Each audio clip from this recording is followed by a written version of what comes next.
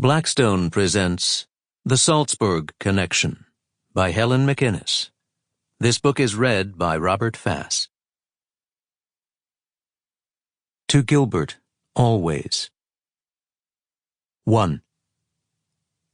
The lake was cold, black, evil, no more than 500 yards in length, scarcely 200 in breadth, a crooked stretch of glassy calm shadowed by the mountainsides that slipped steeply into its dark waters and went plunging down. There were no roads, no marked paths around it, only a few tracks, narrow ribbons, wound crazily along its high sides, sometimes climbing up and around the rough crags, sometimes dropping to the sparse clumps of fir at its waterline. The eastern tip of the lake was closed off by a ridge of precipices.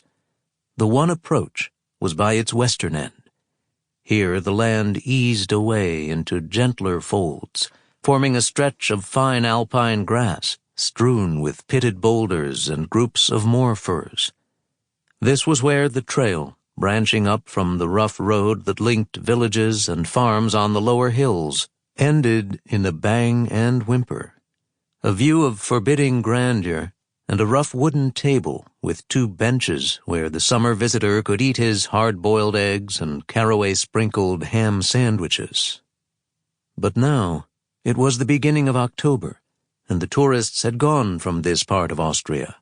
Each July and August they came pouring through the Salzkammergut, the region of innumerable lakes that stretches eastward from Salzburg toward the towering mountains of Styria. Some were beginning to penetrate this remote section of the Styrian Salzkammergut, although the other lakes offered more in ready-made pleasure. Boats for hire, swimming pools and picture-pretty inns, petunias in window boxes, waitresses in dirndls, folk music and dancing, and general Gemütlichkeit.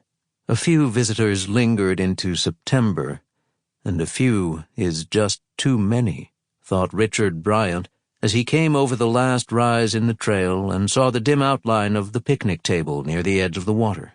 September might have been safe enough. It certainly would have been warmer, made things easier for me. Still, I wanted no risk of even a single tourist camping out with some mad notion to see the sunrise.